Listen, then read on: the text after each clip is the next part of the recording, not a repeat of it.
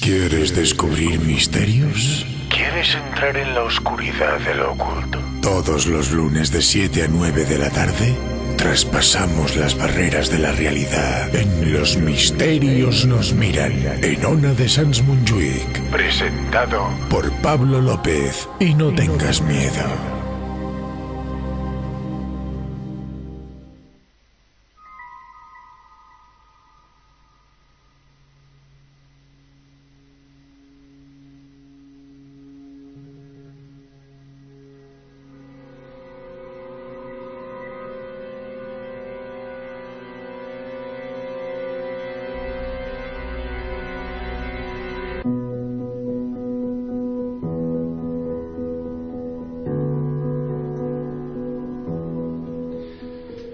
Parece increíble, pero a pesar de que ahora empezamos la segunda temporada de Los Misterios Nos Miran, hoy en nuestro 15º programa los nervios continúan a flor de piel. Como si por primera vez nos sentáramos todos en este estudio 1 de Ona de Sans.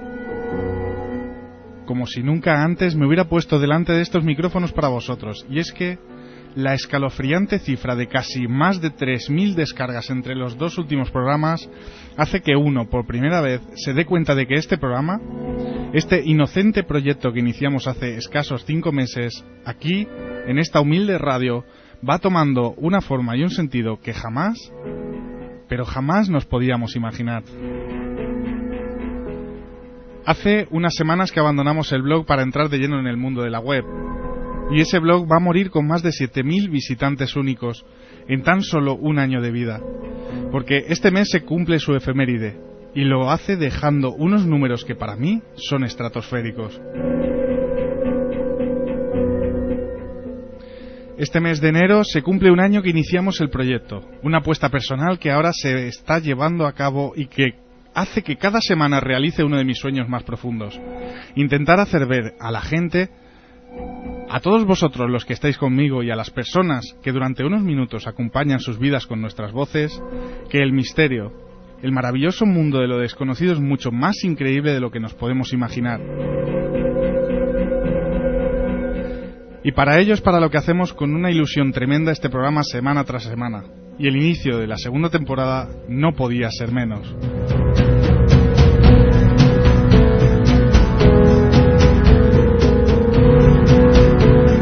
Así que los misterios miran a Daniel Rodellas, un gran amigo y escritor que viene a contarnos su último secreto. ¡Comenzamos!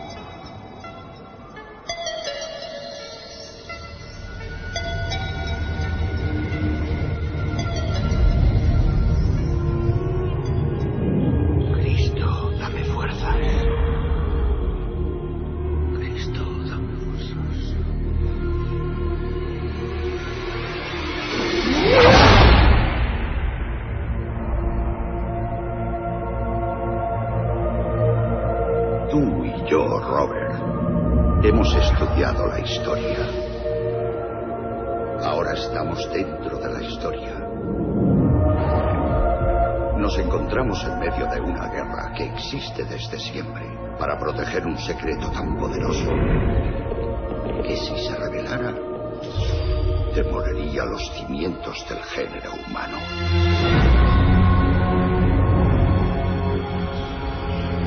Estoy metido en algo que no logro entender. Contempla el mayor secreto de la historia de la humanidad.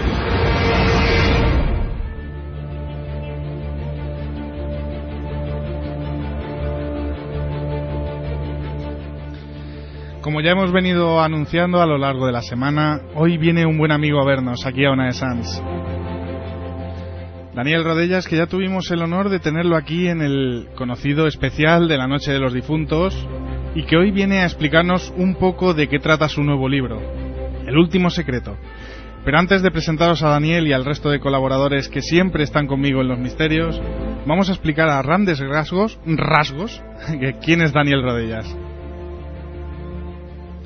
Daniel es licenciado en Filología Angloamericana, también tiene un posgrado en Comunicación Digital y es el director del programa El Cercle Enigmatic en Radio Vendrell. Podéis visitar su página web www.alcercleenigmatic.info. Todo esto lo colgaremos en el muro del Facebook. Y como ya hemos dicho, ahora sí, buenas noches y muchísimas gracias por estar con nosotros, Daniel. Bueno, pues buenas noches a todos vosotros, en especial pues a este estupendo programa, Los Misterios nos miran, de Ona Sanz Montjuïc. Solamente un apunte, que sí, efectivamente soy licenciado en Filología Anglo-Germánica. Ay, ¿yo qué he dicho? Porque, claro, angloamericana ya, ya sería compendio, ¿no? Sería, bueno, demasiado, ¿no? Bueno, te he dado una titulación nueva. Exactamente. Muy bien, pues muchas gracias. Realmente un placer estar aquí y poder explicar esta primera obra, ¿no? Este estudio, esta investigación que en fin, que ahora muy pronto, de aquí muy poco, ¿no? El viernes día 13, que lo iremos repitiendo sí, a lo largo del programa. Pues tengo el placer de presentar, sí, pues ya lo digo, ya que aprovecho el momento, perfecto. ¿no? El viernes día 13, el próximo viernes, a las 7:30 de la tarde en la librería La Casa del Llibre, que está en Rambla Cataluña 37 en Barcelona. Todo un placer, todos aquellos que les interese el fascinante tema del Grial, pues venir y conocerme. A vosotros ya os conozco, sí. Os espero a todos, ¿no? Allí estaremos, sin duda, vaya. Que habrán los oyentes que me puedan escuchar, pues que vengan, están invitados y así nos conocemos y hablamos y compartimos todas aquellas opiniones. Perfecto. Y como siempre damos la bienvenida también a las personas que nos acompañan en el estudio. Si puede hablar Pedro Vallespín, buenas noches. ¿Ves? No puede hablar.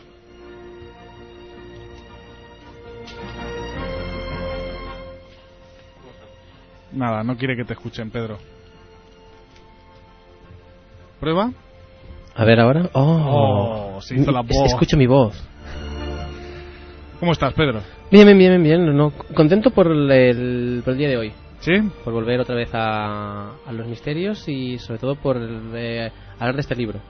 Porque una de las cosas que me gustan de mí de pequeño y siempre estábamos mi hermano y yo hablando y curioseando y pensando en cómo sería y qué sería, era la búsqueda del Santo Grial, la leyenda del Rey Arturo y demás, y es algo que siempre me ha gustado. Bueno, pues el día perfecto hoy entonces para ti. Señorita Lula Miranda, buenas noches. Buenas noches. Ah, mira, sí, a ti a la primera. ¿Ves? ¿Has visto? ¿Qué tal? Es porque me he situado en el sitio adecuado, en el momento adecuado. Muy bien, el tema muy interesante, con, bueno, por mi parte muchas dudas, porque no he tenido la oportunidad todavía de leer el libro, estoy esperando a que llegue el día 13 para poder comprarlo y así pedir además la firma del autor. Pero bueno, un poco me he informado sobre el tema y hay mucha mitología, hay muchas historias, sobre todo mucha leyenda y muchas películas y poca realidad. Vamos a ver lo que podemos sacar hoy. Ana María Torralba, buenas noches. Hola, buenas noches. ¿Qué te parece el tema del Grial? Interesante, y más sabiendo que tenemos aquí a un experto. Muchas gracias. Bueno, pues vamos a dar, antes de empezar, las vías de contacto por si queréis hacernos llegar alguna cosa y preguntarle sobre todo a Daniel, que lo tenemos aquí y hay que aprovechar.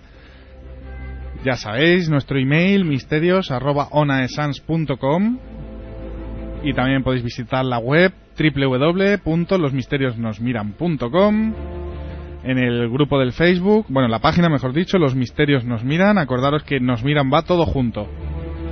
Y a ver si lo digo bien, Twitter, el nombre en Twitter es @misteriosenona, y tenemos también un hashtag, que yo no sé qué es, pero tenemos un hashtag, y me han dicho que tengo que decirlo, que es almohadilla Los Misterios Nos Miran. Entonces podéis utilizar ese hashtag para hacernos trending topic mundial.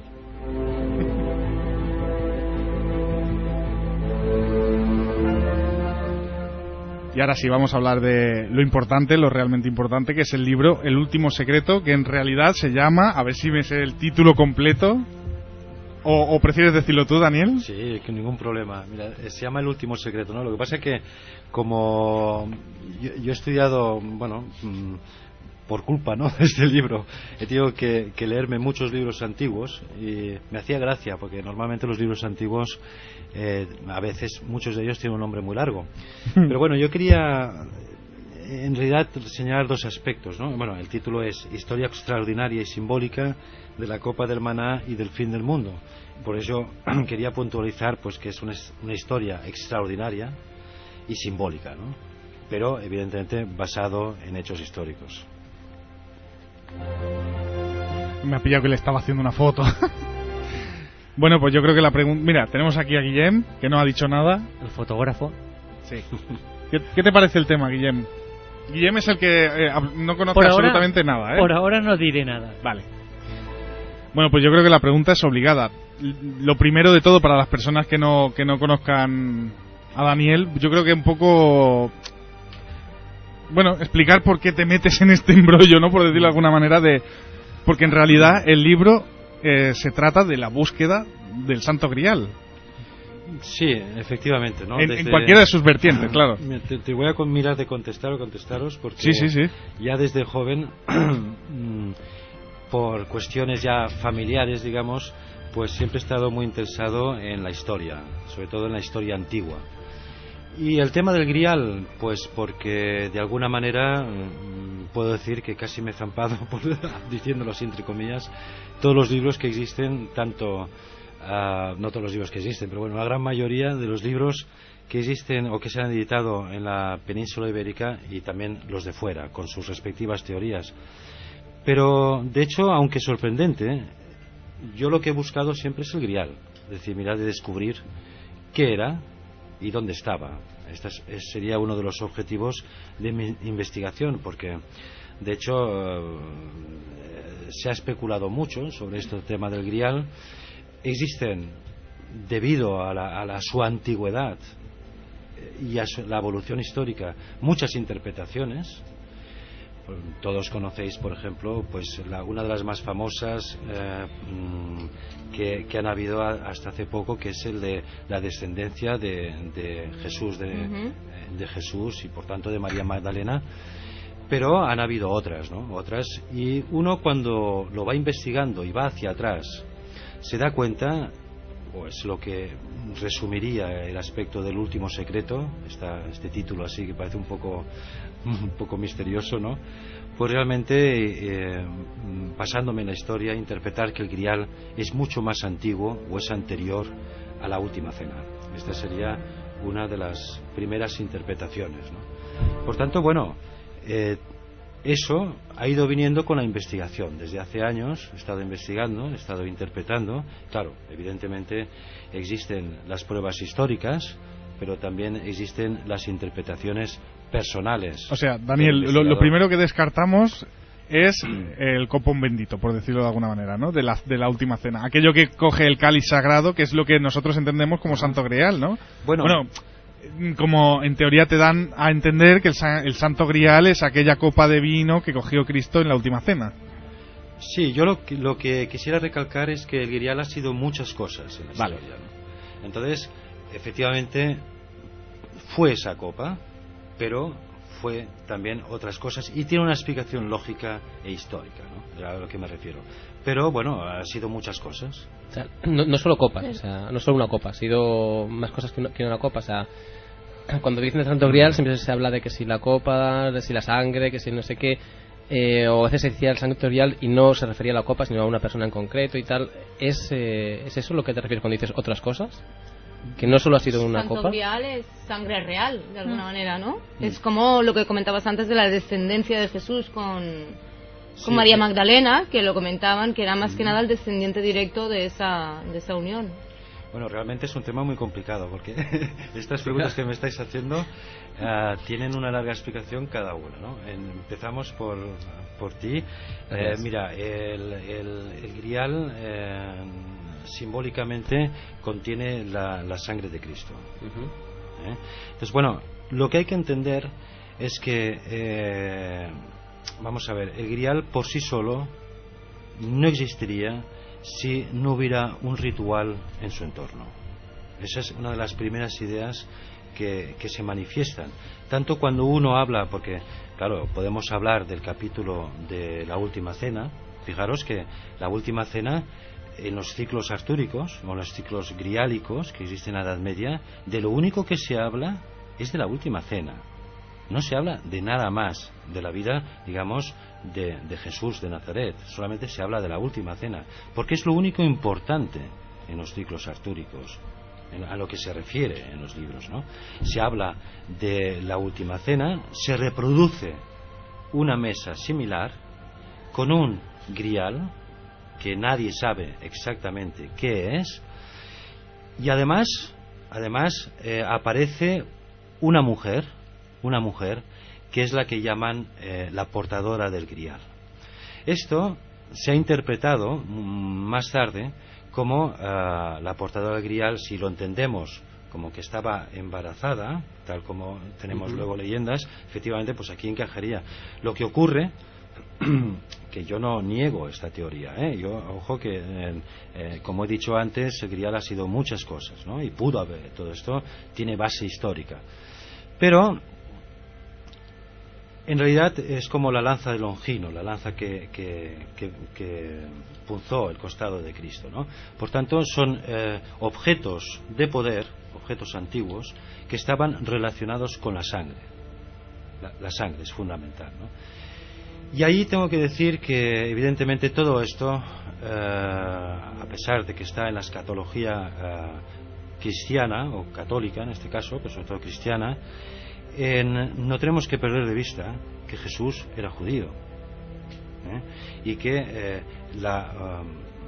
el grupo de personas con los que iban también lo era, y que toda esta historia tiene antecedentes semíticos y hebreos, y que para los semíticos y para los hebreos la sangre es muy importante, forma parte del cuerpo. Vosotros sabéis que digamos que cuando una persona creyente en hebrea, ¿no?, muere, y muere por accidente, se mira de recoger la sangre, porque la sangre porta el espíritu.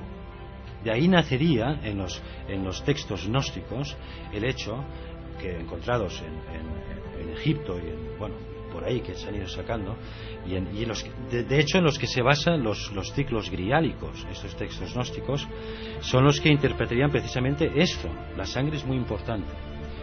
A más tenemos la sangre que por la humanidad, figurativamente, simbólicamente, pues Jesús vertió, ¿no?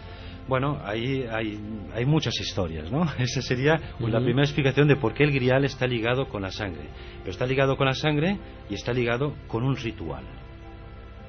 Porque, de hecho, 12 personas alrededor de una mesa, que parte de la Última Cena, pero en los ciclos artúricos, Arturo, Pendragón, ¿no?, pues está reproduce esta mesa, y lo reproduce con 12 personas también, 12 caballeros.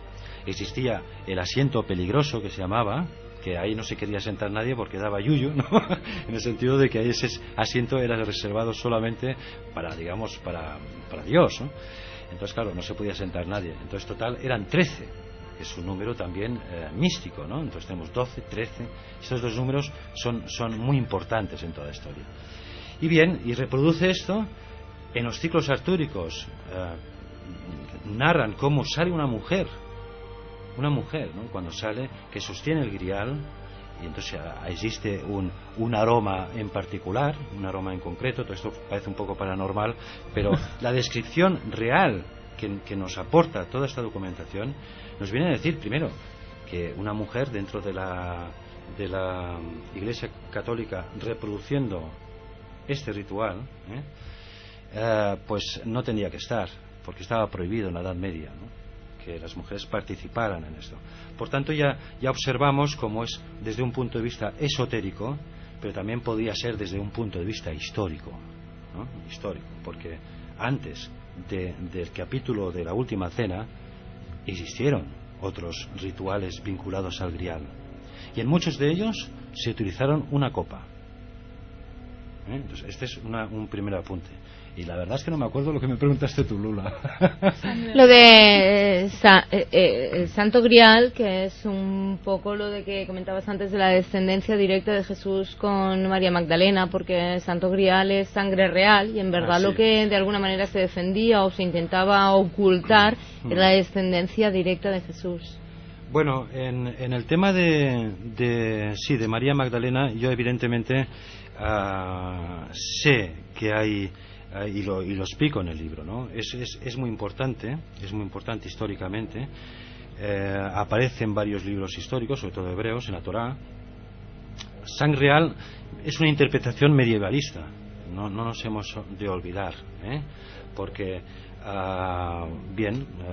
evidentemente vendría del francés antiguo, sang real, y bien, aquí ya nos denota, ¿no?, que aquí hay algo raro, ¿no?, que hay una descendencia, algo parecido. Bien, ¿de qué parte de esta idea? Bueno, efectivamente esto parte de ya te digo, de manuscritos o de textos sagrados hebreos, en los cuales y en los libros gnósticos encontrados y utilizados para escribir. Chrétien de Troyes, por ejemplo, los utilizó para escribir los ciclos artúricos, y que narran estos textos. Te dicen, bueno, mira, resulta que Jesús, después de ser crucificado, lo llevaron a un sarcófago que pertenecía a su tío abuelo, que se llamaba José de Arimatea. Este señor, pues resulta que cogió la copa también.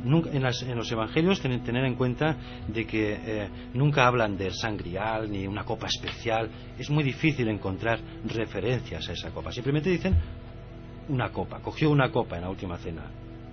Y dices, ostras, es raro, ¿no? Una copa, si fuera tan importante, ¿no? Claro, en ese momento no lo fue después que se dio valor, ¿no?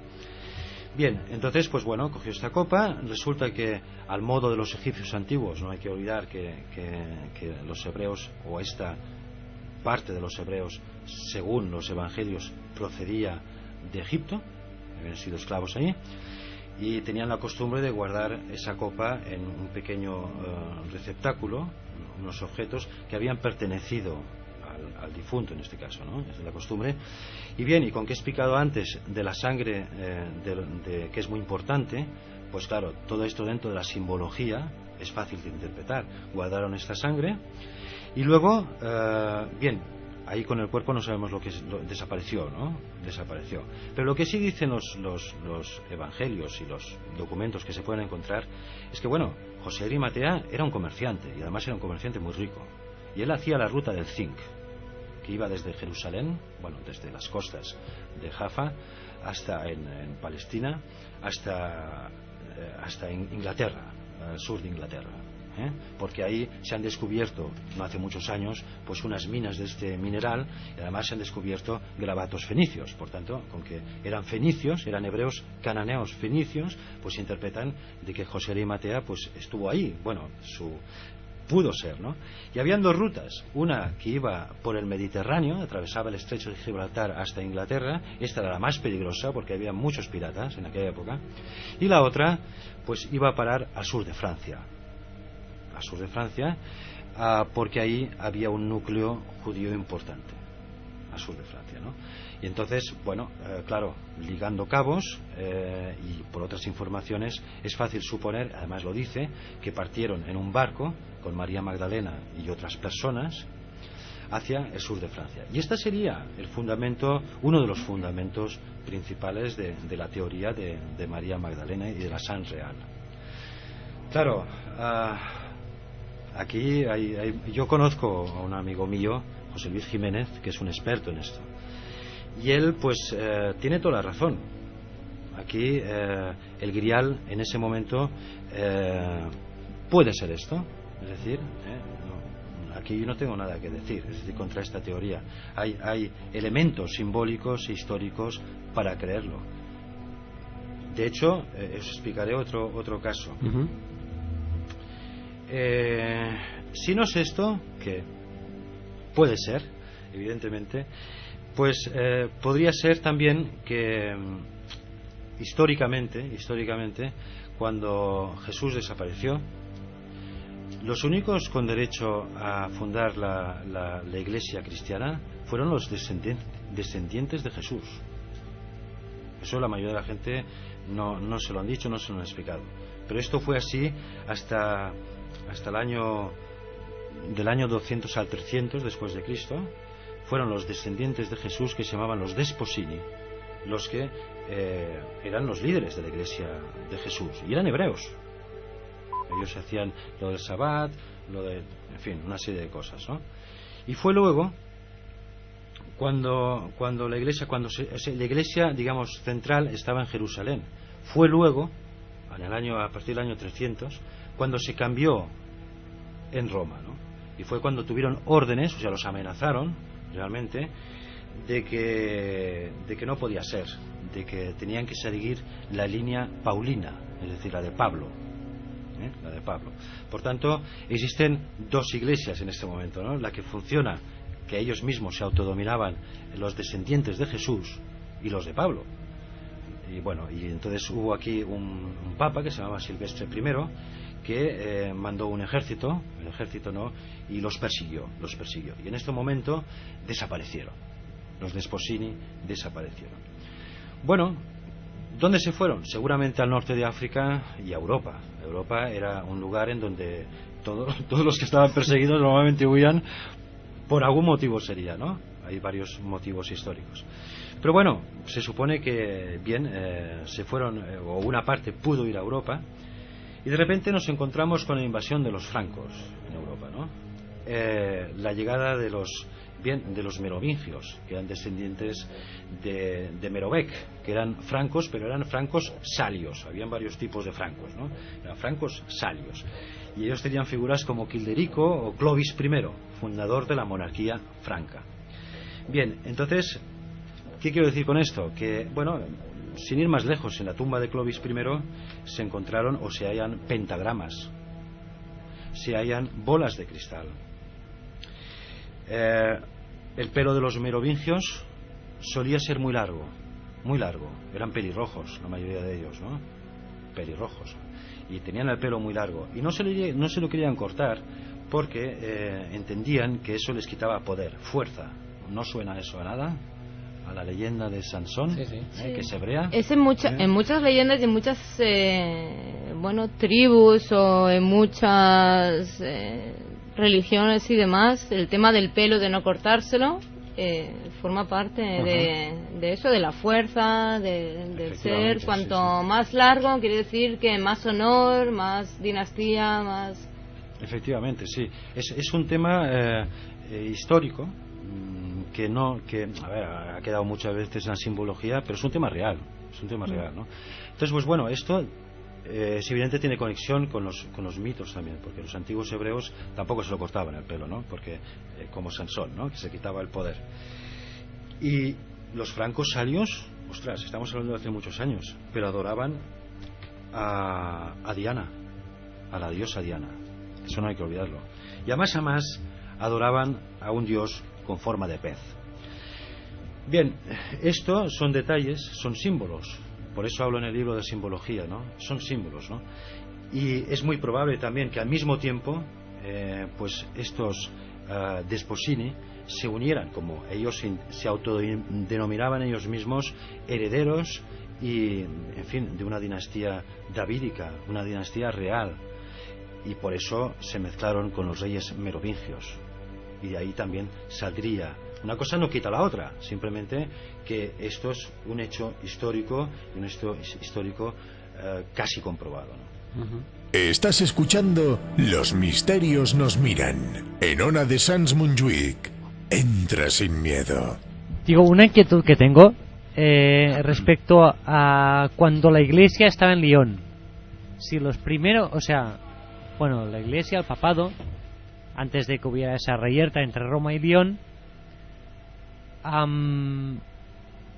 claro, fueron subiendo desde Oriente Medio, por decirlo de alguna forma, por Europa, y el primer sitio donde se encontraron fue en Lyon. Entonces, ¿qué papel hace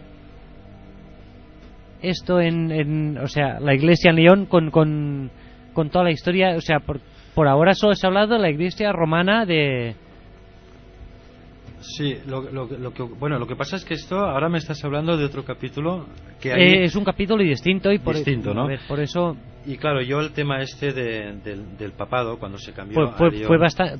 Fue, bueno, relativamente posterior y tal, sí. Pero igualmente también... O sea, también tenía un papel en esto antes. Por eso después se quisieron... o sea, hubo esta divergencia entre Roma y Lyon. Entonces... te veo bloqueado. Sí, estoy un poco bloqueado porque es que... Quería transmitir una idea y por ahora tampoco no... Quizás lo que me querías expresar es esa lucha que ha habido entre el papado, ¿no? En la evolución de la iglesia, historia, ¿no? Cuando ya los paulinos habían ganado, por decirlo de alguna forma, y posteriormente... O sea, esto de la iglesia en Lyon, que es una cosa que a mí siempre me ha llamado bastante la atención, ¿de dónde vino? Vino precisamente de estas primeras... O sea, de esta primera emergencia que hubo para llegar a Roma. Yo esto no conozco bien la historia. No sé si me explico. O sea, es que ¿no? Quería transmitir una idea, pero creo que me he explicado fatal. Bueno, lo sé perfectamente que me he explicado fatal, pero no sé si se me ha entendido. Yo creo que sé por dónde vas. Sí. Lo que quiero expresar es que claro, la historia que yo he estudiado siempre ha sido en relación con el mito del Grial, con la historia del Grial, ¿no? En concreto, ¿no? Claro, existen muchas partes históricas que si yo en esta evolución, en este estudio, no he considerado que fueran importantes en un momento dado, ¿no? Para la obra del libro, evidentemente pues no las he estudiado. Pero es evidente que esto es una época, efectivamente, en que el papado, pues, habían unas luchas internas importantes, y por eso ocurrió, es como lo del Papa Luna aquí en Peñíscola, ¿no? Claro, eso ha ocurrido en toda la historia de la religión y del papado, por tanto, bueno, pero no es, digamos que en este caso no lo consideré en el libro, ¿no? No tenía una relación directa, al menos que haya descubierto hasta ahora, claro. No, que a lo mejor podría haber, pero y después, no en relación con eso, pero sí, por otro lado, la Santa Síndone, ¿qué papel juega con todo esto? Porque, o sea, temporalmente es contemporánea del Santo Grial en sí. Entonces, pues, a partir de aquí, con lo que están haciendo ahora, que si decían que era medieval, que tampoco se ha demostrado realmente que fuera medieval, porque las pruebas del carbono 14 tampoco no fueran determinantes. Entonces, ¿juega algún papel aquí este símbolo histórico o...? Sí, pues efectivamente la sábana santa, porque está la sábana santa, y también hay una parte... Debo decir una cosa, perdón un momento, aún no he leído el libro, ya lo leeré, pero por eso a lo mejor pregunto cosas que en el libro ya están, o que tampoco no... Pero bueno, simplemente eso, ese apunte. Pero continúa. Bueno, te iba a decir que precisamente la sábana santa es una de las partes la más conocida, ¿no? Porque se supone que con esta sábana envolvieron el cuerpo de Jesús después de que lo descendieran de la cruz. Pero también hay una parte más pequeña con la que cubrieron su rostro, que me parece que está en Bilbao, esa parte pequeñita. Bueno, en fin, la sábana santa, claro, tampoco no es un objeto, es un objeto mítico, evidentemente, porque está relacionado con la sangre, igual que la lanza de Longino o la Santo Grial. Pero lo que ocurre es que la sábana santa, aparte de, yo sé que efectivamente no han dilucidado si es de esa época, si no, por muchos, digamos, pruebas que le han hecho. Aquí han habido tiras y aflojas, seguramente también cierta política, ¿no? En fin, etcétera, etcétera. Pero lo que es importante es que existe no sé si lo tengo por aquí, existe la teoría de que Jesús, cuando lo bajaron de la cruz, no estaba muerto. Y entonces, claro, resulta que en la sábana santa, de alguna manera en su estudio, se ha llegado a dilucidar precisamente este hecho, que eso sería uno de los de las cosas más impactantes relacionadas con este objeto, ¿no? Pero bueno, a partir de ahí ya cada uno no... Así que piensa lo que quiera. Exactamente, ¿no? No, digo, esto también explicaría la resurrección. Que si no estaba muerto del todo, 3 días después de unos cuidados y tal y cual, pues... Ajá. Sí, efectivamente. Esto es uno de los razonamientos. Esto, y que José María Matea pues encargó un montón de mirra y aloe, que son unos productos que se utilizan para curar las heridas, pero me refiero a que encargó muchísimo, ¿no? Utilizó muchísimo en ese momento, ¿no? Para envolverlo con la sábana santa, etcétera, ¿no? Aquí partiría uno de los razonamientos, como tú dices muy bien, para creer que a lo mejor pues las teorías que dicen que Jesús no murió efectivamente en la cruz, pero a lo mejor pudo morir después, no lo sé, ¿no? Aquí no, hombre, que murió después seguro. ¿A cuánto después es el problema? O sea... Yo tenía una consulta sobre el tema del Santo Grial y demás y la búsqueda. Es el tema, no sé si lo vas en el libro, del tema de los nazis. ¿Vale? ¿Qué es lo que buscaban ellos? A ver, ellos sabían era un objeto, buscaban algo simbólico. ¿Qué es lo que ellos querían buscar? Bueno, esto es la pregunta del millón, ¿no? Sí, claro, no, a ver, tampoco me vas a decir el qué, pero así puedes dar una idea de qué es lo que pensaban ellos, qué es lo que... Yo te puedo explicar lo que interpreto yo a través de mi investigación, lo que expongo en el libro, porque... Claro, aún no lo he dicho, ¿no? Pero, de hecho, para mí el grial son 2 cosas. Luego contestaré a tu pregunta, porque tiene relación, y si no lo explico, no lo introduzco ahora, va a ser más difícil de entender. Digamos que al principio del programa me refería a que el grial era un objeto o algo más antiguo, ¿no? Y ya te digo, me baso en hechos históricos y simbólicos para decirlo, no lo digo gratuitamente tampoco. El tema está en que, según interpreto yo, el grial era 2 cosas. De hecho era una, pero esta contenía 2 cosas importantes. Y me refiero ni más ni menos que al Arca de la Alianza. Dentro del Arca de la Alianza había un objeto que tiene exactamente la misma simbología que el grial, como copa, que estaba hecha de oro y que estaba hecho... Y es cuando realmente se creó, en el momento que se fundó, digamos, este ritual. Y se trata ni más ni menos que la copa del maná, que es la única copa famosa que ha habido, digamos, hebrea, ¿no? Esta copa, que era de oro y era más grande que una copa normal, encajaría con muchas descripciones, tanto de la época medieval, como en todas las épocas, ¿no? Y además se guardaba dentro del Arca de la Alianza. Pero esto me estoy refiriendo a la época anterior, a una época antigua. Pero el Arca de la Alianza guardaba un libro, que hoy en día pues lo llamamos Pentateuco,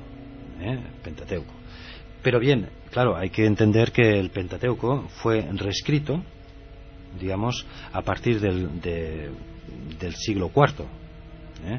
Y que existen muchos indicios, tanto en la misma cultura semítica, es decir, judía, ¿no?, como posteriores, para entender que este libro no era el mismo exactamente, sino que se refería a un libro que narraba la historia de la humanidad, conocida en este momento por aquella gente, y estaba escrito seguramente en planchas de oro.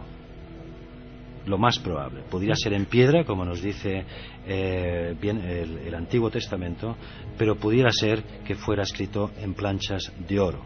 Y que sería una copia de un libro aún más antiguo, escrito en un idioma que hoy en día yo creo que se trataría del cuneiforme.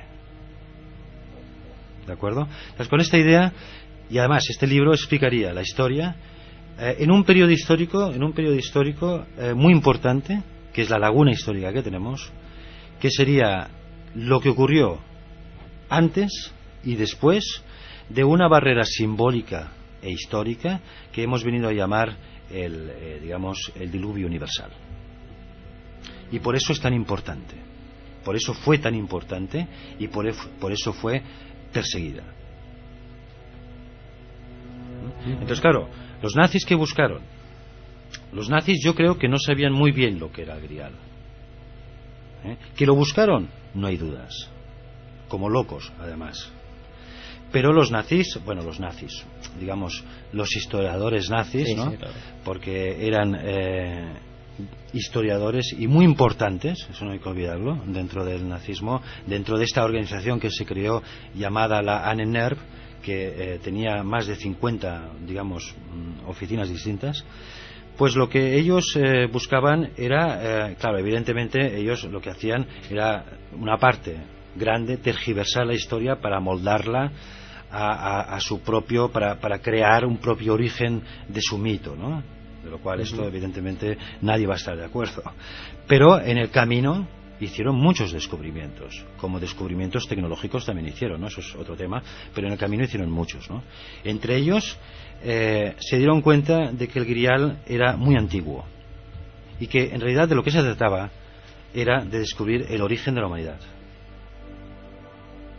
De eso se trataba. Y en el Arca Alianza yo tengo el convencimiento de que había un libro y que explicaba muchas cosas que si las supiéramos ahora, a lo mejor nos cambiaría radicalmente la historia. Este libro del que hablas, ¿tiene algo que ver? Es una pregunta que te hago, a lo mejor no tiene nada que ver con la Cueva de los Tallos. La Cueva de los Tallos. Pues perdona, pero no sé lo que es. ¿Si me lo explicas? Bueno, la Cueva de los Tallos es una cueva que hay... Ahora me van a matar muchos, pero no sé exactamente en qué país. Es un país de Sudamérica, ¿sí? Creo que en Chile, pero no estoy nada seguro. Puede ser Ecuador, puede ser cualquiera. Es una cueva que nadie ha conseguido explorarla hasta el fondo. Y se dice, entre otras cosas, que entre muchas de las personas que han pasado por allí ha sido Armstrong, que después de volver de la Luna decidió pasar por la Cueva de los Tallos y cuando salió dijo que su experiencia, o sea, dentro de la Cueva de los Tallos había sido aún mayor que lo que vivió en la Luna. Esto es un pequeño apunte para... en esta cueva tiene una barrera natural, que es una especie de precipicio, está a 60 metros de profundidad, etcétera, etcétera.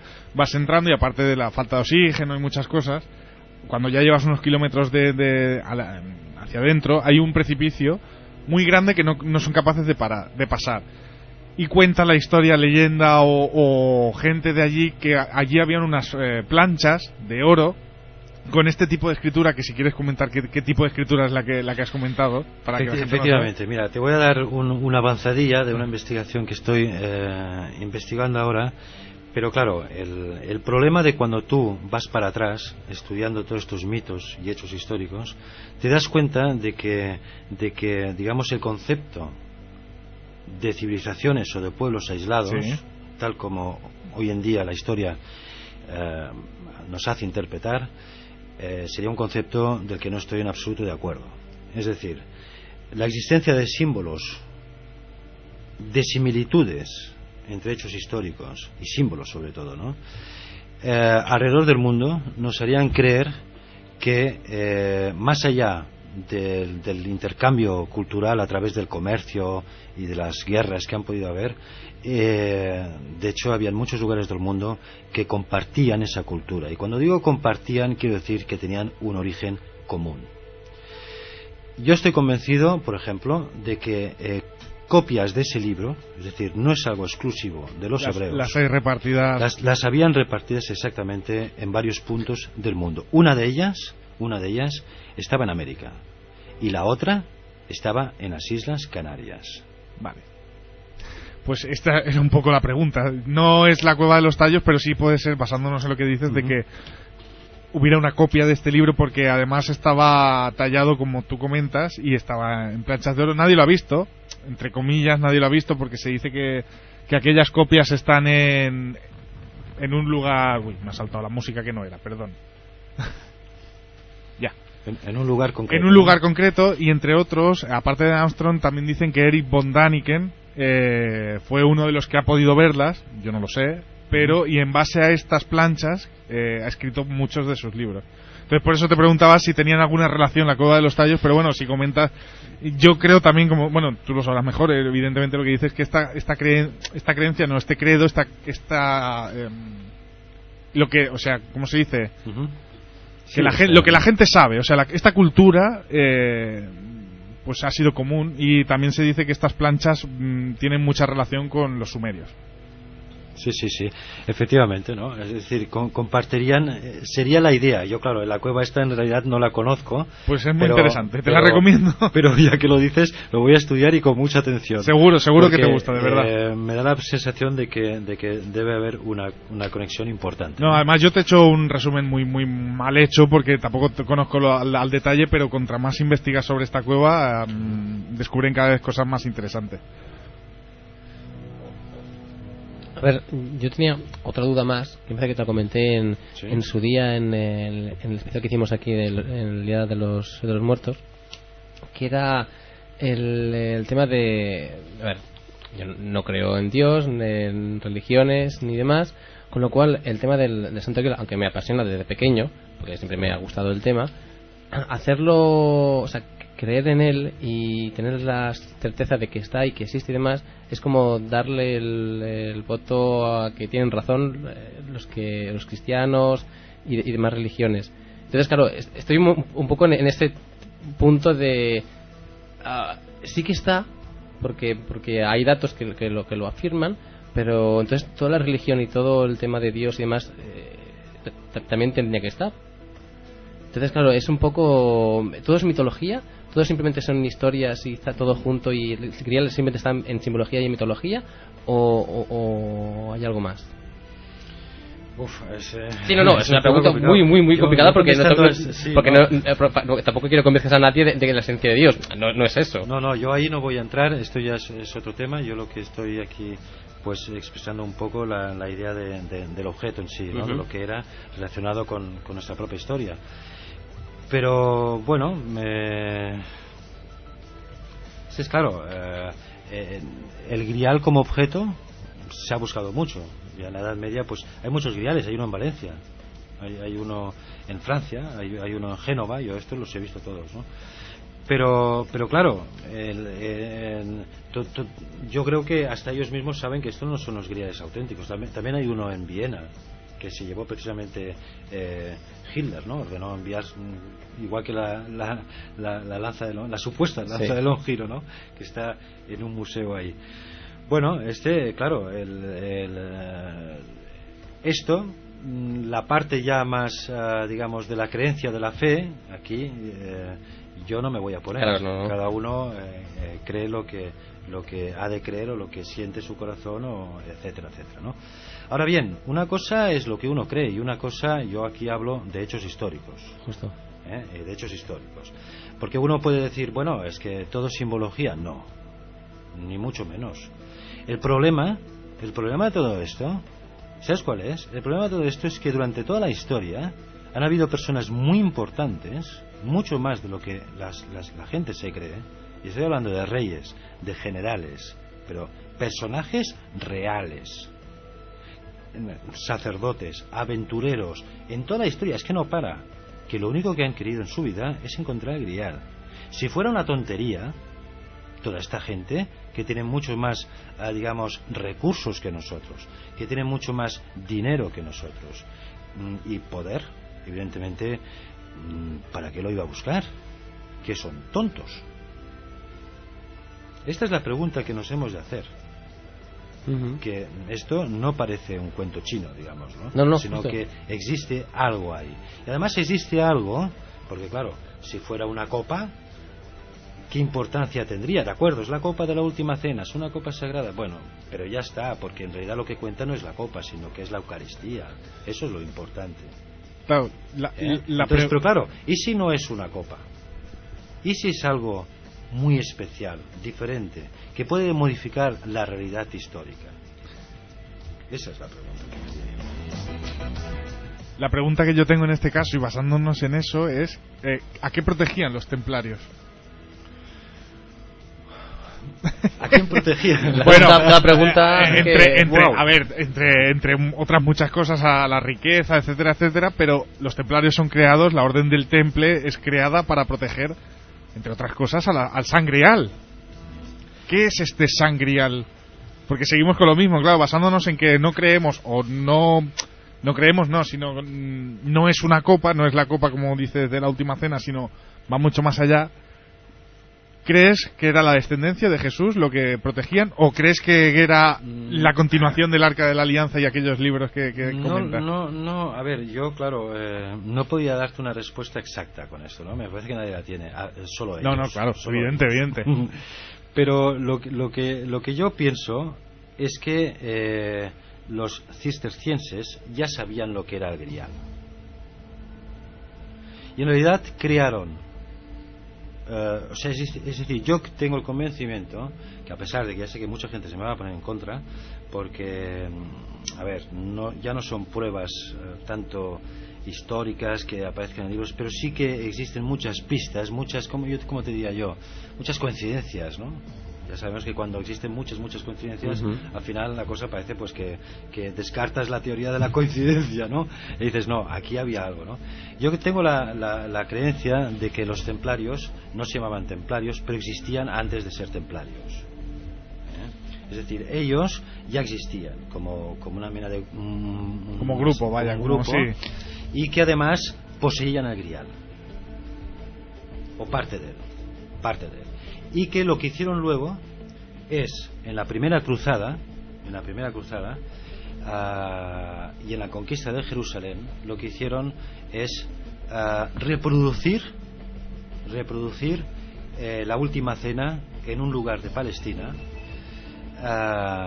que además tenéis que saber que Gaza, lo que es la franja de Gaza que conocemos hoy por los problemas que han habido, evidentemente en esa época y en la época antigua no era esa franja, era una extensión de territorio más amplio, ¿no? Pero que este territorio se llamaba Sarrás, y el Grial, en los ciclos artúricos escritos por Chrétien de Troyes, Robert de Boron, etcétera, donde se llevan, es decir, lo está explicando, es decir, los 9 caballeros, 9 más 3, ojo, los 9 caballeros templarios, pero hay que añadir a 3, que son Galaad, Perceval y Bohort. Y estos 12 caballeros reproducen una mesa similar a la última cena en un lugar de Sarrás, y Sarrás es Palestina, y lo dice en el libro, lo dice claramente, ¿no? Y ahí desaparece el Grial cuando el único caballero capaz de verlo, que es Galaad, Dios le permite ver su contenido, y cuando lo ve dice: contemplo las maravillas de las maravillas. Eso es lo que dice. Y se muere. Bueno, es una cosa romántica, una cosa poética y tal, ¿no? Bien, pero desaparece el caballero, porque además no se habla de nada más, ni de su tumba, ni de dónde va a parar, en fin. Y el Grial desaparece por culpa de que el ser humano, digamos, se porta muy mal. Y por eso desaparece. Y se oculta, desaparece.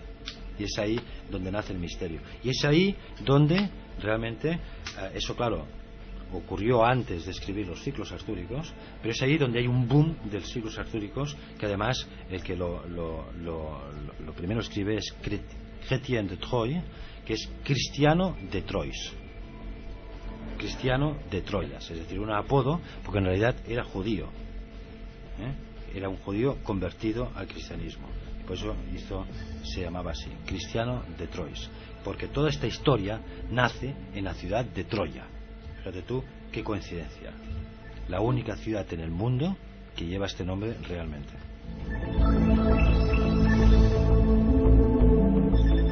Entonces, una cosa ligando con los templarios y pasándome, por decirlo de alguna forma, al otro lado. ¿Hay alguna orden, o sea, se conoce actualmente alguna orden o que no se conozca o que se sospeche, alguna orden que realmente tenga ahora la custodia del Grial? O sea, actualmente, ¿quién hay en el otro lado? No sé si me explico. ¿Hay algún tipo de orden? O sea, se continúa custodiando y en el caso de que sea afirmativo, ¿quiénes son? ¿Continúan siendo los templarios y a partir de aquí vale la pena continuar buscando actualmente o todo es histórico? No sé si me explico. Si va pasando el tiempo, los templarios continúan custodiando el Grial, vale, muy bien, es la sangre artúrica, es lo que sea, o sea, la sangre real o es el mito artúrico o es lo que sea, pero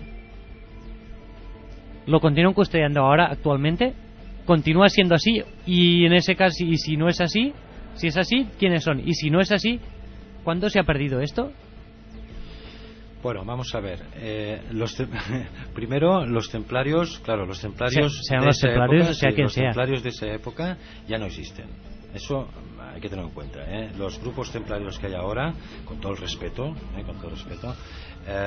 evidentemente no son los mismos. Ahora, eso no quiere decir que guarden una memoria o guarden documentos. Por ejemplo, yo he estado en Malta, he estado visitando la Orden de Malta, que de hecho son los descendientes, ¿no?, tanto de templarios, hospitalarios, etcétera, ¿no? Y estoy convencido de que tienen muchísima documentación. De hecho he visto alguna, ¿no? Pero en fin, ¿el Grial lo tiene alguien? Es muy probable. Estoy convencido. Estoy en ello, además. Estoy en ello. Lo que ocurre es que habéis de saber que existen muchos, no muchos, pero existen algunos, decenas, digamos, ¿no?, de objetos de la Edad Media, de las cruzadas, objetos santos, que hoy en día están en posesión de familias poderosas europeas. Y esto es así porque, además, hubieron los propios, digamos, estudios de gente muy entendida, católicos además, ¿no?, así lo afirman. Me refiero a objetos míticos relacionados con Cristo, etcétera, etcétera, ¿no? Entonces, y realmente reliquias muy valiosas. De hecho, te puedo hablar de cajas con departamentos secretos, etcétera, que existen dibujos hechos a tinta china, existen documentación. Todo esto no me lo estoy inventando, ¿no? Y han desaparecido, pero se sabe que hay familias europeas, pues, que los tienen. Claro, pensar que el Grial, depende cómo lo interpretamos. Si pensamos que fue una copa, es evidente que esa copa a lo mejor está en algún sitio. Yo no creo que la hayan fundido porque era de oro, la hicieron de oro precisamente para que perdurara muchos años, ¿no? ¿Seguro que era de oro? Y segundo, pues, si me permite un momento, sí. En el caso de que fuera un libro, también creo que puede existir una copia en algún lugar, o un fragmento de una copia, etcétera, etcétera. Sí, me ibas a preguntar, perdona. No, simplemente, ¿seguro que era de oro? Bueno, yo tengo conocimiento de que lo era. Vale. Si tengo, no sé si tengo mucho es que tiempo no lo sé. ya. ¿No? Bueno, no, digo que que no lo sé. No, simplemente iba a explicar el por qué era de oro, pero me parece que no nos queda tiempo. Pero bueno, personalmente sí tengo el convencimiento que era de oro, porque evidentemente creo que era la copa de Maná.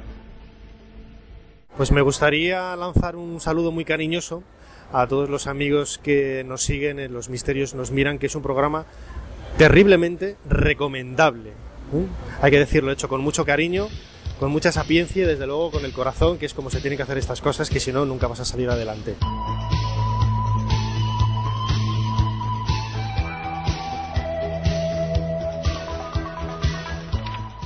Esta música, cuando llega Daniel, es cuando nos despiden. La pone el jefe de arriba y es cuando nos dice que nos tenemos que ir. He de reconocer, se me ha pasado la hora volando, O sea, he mirado un momento, o sea, ha venido el compañero de después y es cuando me he dado cuenta de que se nos estaba acabando el programa. Y me sabe realmente mal porque todo lo que has contado es alucinante y lo que no nos has contado, pero bueno, lo dejamos para que la gente compre el libro. Si lo vamos a desvelar todo, no podemos. Porque lo que cuentas, lo que dices de por qué está hecho de oro, ¿lo cuentas en el libro? Digo, porque me quedo con las ganas. Me lo voy a leer. Eso sí que lo cuento. No, y muchas otras cosas. Lo que pasa es que muchas. Yo sí. Todo el libro, ¿no? Yo he leído una pequeña parte, muy pequeñita, la verdad, y estamos con ganas de más, O sea. Bueno, pues puedes repetir, Daniel, dónde vamos a comprarlo, dónde vas a estar el viernes. Sí, pues mira, recuerdo que el libro está editado por el Grupo Lover, y se llama El último secreto, historia extraordinaria y simbólica de la Copa de Maná y del fin del mundo. Se puede adquirir, evidentemente, en la Casa de Llibre, donde será la presentación el próximo viernes, día 13, a las 7:30 de la tarde, que es Rambla Cataluña 37 en Barcelona. Allí estaremos, seguro. De verdad que estoy muy agradecido, Daniel, de que hayas venido. Muchísimo, no lo sabes. Muchísimas gracias a todos vosotros, porque este es un programa excelente y tiene un largo recorrido. No, eso no lo sé, pero que estás invitado a volver cuando quieras. Además, tenemos algún que otro especial pendiente.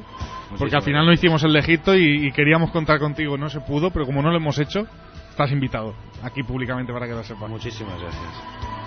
Bueno, si la gente quiere contactar contigo de alguna manera, porque seguro que hay mucha gente que tiene dudas después de hoy, y ¿tienes alguna manera alguna vía de contacto que quieras dar? Bueno, primero si me busca por el Facebook, Daniel Rodellas, ya seguro que me encuentra. Luego está la página, ¿no? Bueno, la que estoy manteniendo del programa, que estaba haciendo hasta hace poco, ¿no? El Cercle Enigmatic. Pero que está muy interesante, además. Y es, www.elcercleenigmatic.info.